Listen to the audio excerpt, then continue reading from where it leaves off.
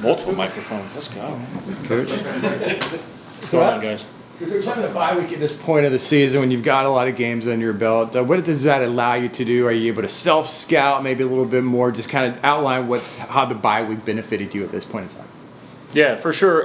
Got a chance to take a look at what we put on tape so far the rest of the season. Of course, our opponents are doing that, so just going back and just seeing what's been working and the things that we need to continue to get better at. Obviously, it's good to have the time to be able to do that. But, we had some good bye-week practices, and we're just really trying to get back to the basics, really clean up some things, kind of take a look at our standards and just how we operate, which we did a really good job of that leading into the West Virginia game, so a lot of carryover into the bye week. Coach, you look at the quarterback situation, you've had so much guys in and out, guys being banged up and hurt. How much does it nice to have a little consistency with Taven being back again after West Virginia, able to go into this game and maybe get some other guys healthy where you can kind of get that room maybe stabilized a little bit? Yeah, Tay is a great example of a handful of other guys as well that we're getting back and getting healthier. And a lot of it isn't guys that have been quote-unquote injured. It's guys that have been available but have been dinged up. So you get to this point in the season, it's nice to have the opportunity to get a little bit of wear and tear off their legs, get some time to get recentered mentally, and then for sure it's good to get the continuity going with a quarterback that's playing pretty good football in practice and then obviously doing in the game last week against West Virginia. We just got done speaking with Coach Grinch, who's taken some blows on the defensive line. They've lost Sincere and Horace. Now, kind of for the running back room, we're going to be without Stacy and going to be without Tavian. He mentioned it's not going to be next man up mentality, it's more same man up, more volume. Is that kind of similar mindset going to apply for this running back room now that Miles and Jaden maybe take more of a workload? Yeah, I think Coach Frost hit it right on the head then. Those guys, we've done our best at this point in the season to make sure that we have guys fresh for the fourth quarter when you need them. And, Stacy was a huge part of the relief package, if you will, as he's growing and getting better every day. It's just a bummer that we're going to lose him for some time. With that being said, there's always got to be a next man up mentality if we get to that, but really right now the reps just get reallocated around between the two backs that have been carrying it. Yeah, Chris Dahmer can't step up and make a couple of touchdown catches on fourth down. Yep. So how's his role kind of expanding both in the slot and on the perimeter, and how much do you think he can help you in these last 5 games? Yeah, it's just funny how it works sometimes where the ball finds you, and it just so happened there's a guy that's been doing everything right in practice and making those plays in practice, and we've been seeing it for multiple weeks, and then just sometimes it's the luck of the draw and sometimes it's by design, but he made the plays when he needed to make the plays. So in regards to how his role changes and packages changes, yeah, you keep it in mind when he was able to make the play when his team needed him to do it. So TBD. We'll see on Saturday what it looks like for CD. But he's a huge part of what we're trying to do.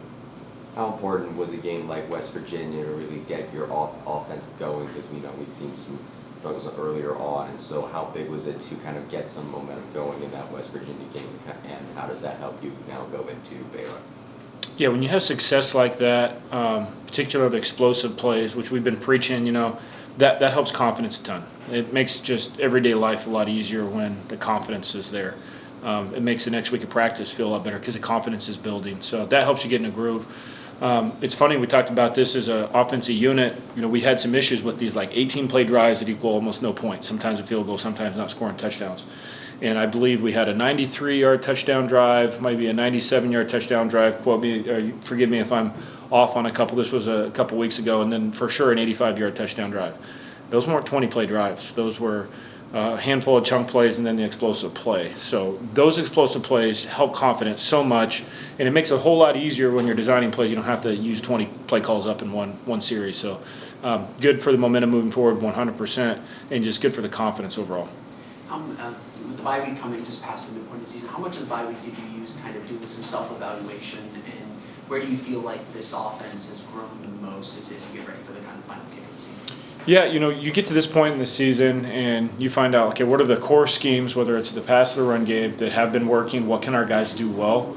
And so we're able to identify a couple things that, okay, we know that we can execute these things for sure in the critical moment. But you also get to this point in the season and you have a Rolodex of things that maybe you've installed along the way. And so what we want to make sure is okay, what complements this scheme with the other? What complements the run with the pass? So that's really where we lean into moving forward, is making sure that we're running we're running an offense week in and week out that complements each other. Short yardage was something that you wanted to emphasize going into this bye week. Tell me how you feel about the progress being made in that in practice. Yeah, the tough thing about short yardage is you don't necessarily get a ton of reps in practice of just blood and guts, and that's really what it comes down to. So it's a mindset piece and then the small details. So, yeah, we spent some time on that. That falls right into the bucket of the self-evaluation, the self-scout. All right, what are the core runs that we need to be in those critical situations, and just taking a look at the personnel that's out there for those moments. So, yeah, it was good to be able to have some time and an opportunity to really kind of hash those things out as a staff to really put our guys in a position to be more successful. You guys, over the next 5 games, remaining 5 games, have 3 games against possible top 25 teams. What do you guys need to do to finish strong to make sure there's a possibility maybe you get to be bowl eligible, maybe kind of reach another goal on your list? What do you guys need to do to maybe accomplish that? Well, it starts with being the most excited team to play on Saturday. I think that's a huge piece of what it is this point in the season because there's a lot of wear and tear. And listen, it's a lot easier coming off the bye week, right? When you got some rest and relaxation, I get that. So we have to understand this is really, it's a 5-week season left over. We got 5 games left that's guaranteed on our schedule, and we'd like to earn another one. But it really starts with being the most excited team to play on Saturdays, and then go figure the way to do that is be the most excited team to play on Tuesday practice, Wednesday practice, and put it all together. So we've really leaned into our process. One, that's really important too, just understanding, okay, we've been doing this for a long time now. What do Tuesdays usually look like? What do Wednesdays look like? All right, so we got firm feet on what we're trying to get done in relationship to the process of teaching it and coaching it and having a routine. But now we just need to be able to go do it and be the most excited team to play. Owen Stahl got his most extended time filling in for Paul Rubel at left tackle. How would you evaluate his performance? Yeah, very solid. Proud of him. He's a guy that the next man up mentality. Proud of him, the effort that he puts forth. I mean, dude's a grinder.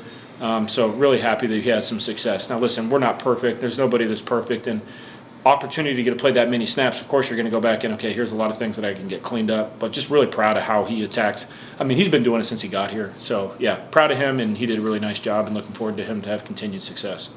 What are you seeing from Baylor's defense on tape, and how do you try to carry over those explosive plays and take advantage of some opportunities they may give you? Yeah, I mean, to be honest with you, Baylor does a really good job of limiting explosive plays. For example, a pretty explosive offense. Cincinnati played them last week, and I think I counted only 3 real explosive plays.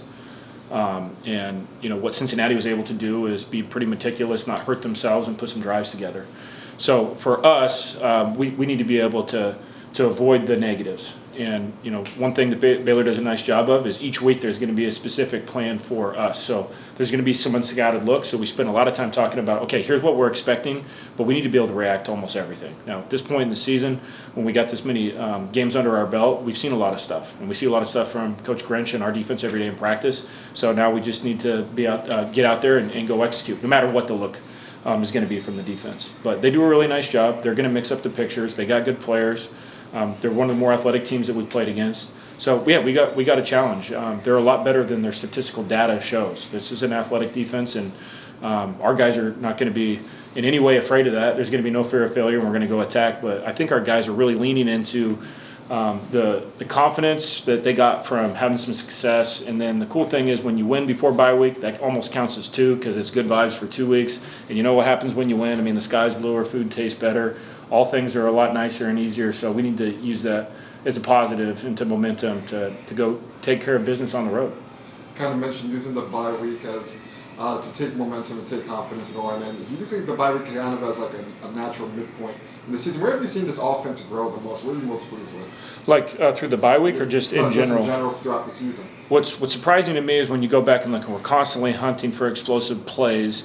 You go back and look, and we've actually been pretty good in that area. Just looking at it from a statistical standpoint, and you got to understand, like, stats are for losers. The only real stat that matters is winning, right? But you can see that. I mean, we've made explosive plays when we've needed to, and then the areas that we've fallen short, it's because of the lack of explosive plays. So we really just have leaned into that as a staff, and really trying to find more creative ways to get the guys that are making those plays to get them the football. And sometimes it's not going to work out that way. You're going to get a different picture from the defense. It's going to take something away. But then there's always got to be a progression in the pass game. There's always got to be another answer in the run game, and getting those other guys to step up and see if we can get some other guys to step forward as we move forward through the rest of the season. Coaches talk a lot about it's player-led teams that really can have success on the field. Has you noticed with this group, you've seen that emerge a lot more with players taking ownership of this team and trying to continue to move forward with it halfway through the season? Yeah, I'm glad that you said that, because going into the West Virginia week, we talked about the standards. And we're talking about standards for everything. Just how we get in and out of the huddle. How do we come off the sideline? How we practice? What's the execution standard? What are the standards like when we're putting the game plan together when we're in meetings? And we did talk to our guys about, okay, it's not the coaches that are going to get this done. We need you guys to do it. We need to spend more time as a staff just coaching the detail of the scheme, and the players, you guys can handle the standard. And I think our guys have really leaned into that. So it's not a surprise to me that when we took the field against West Virginia 2 weeks ago that there was a different look in their eye. And so exciting to see. A lot of times that's easy to do in home games and homecoming. We need to get that to apply on the road. And that's what mature teams do. They find ways to win on the road when it's a hostile environment. So that's really where our focus is right now. What do we got to do for the rest of the week to put this plan together? And then let's go do it. And doing it on the road is going to take some maturity. Just a couple more. Coach, what have you noticed about the development of the tight end room over the course of this season up to this point? Where have they kind of really improved for you? Well, I mean, the cool thing about our group is each one of those guys, as I've mentioned before, has different traits that make them special in different areas.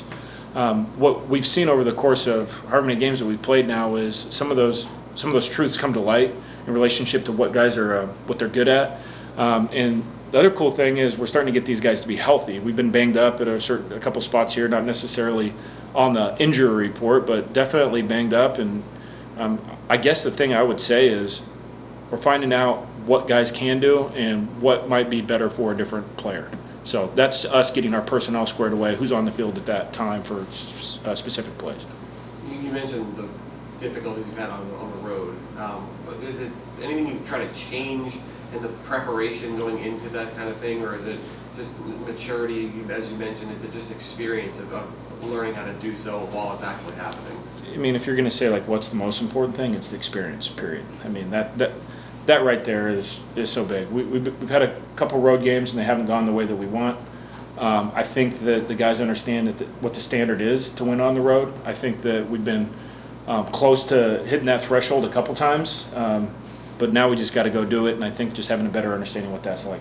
Listen, we're probably not different than most teams, right? We have a lot of new people. Some of them are younger guys with less experience. Some of these guys have experience at other places, for sure. Now we just got to put it all together. In relationship to how we practice and what we do, just raising the standard every day is going to be the things that improve there. Like, yes, the crowd noise, yes, making sure our cadence is tight, and really what that comes down to is just the standard and everything that we do in practice. Talk a little bit about finding explosive plays. Tell me somebody who maybe we haven't seen yet that you think could have a breakout game, maybe not on our radar. Oh, just thinking right top of my head. I think about Dylan Wade now that he's healthy. He's a guy that can make the play. He's obviously shown that in practice more than maybe his opportunities have showed up in the game. That's more to do with his availability over the last month or so. So that's one that comes to mind. Obviously, Chris Domercan is a great example of that, stepping forward against West Virginia. So there's another one. A guy that made a big-time play for us on third down, Caleb Rollerson. He showed up in a big way, but it's not a surprise to anybody on the sideline in our staff because he's made that play in practice.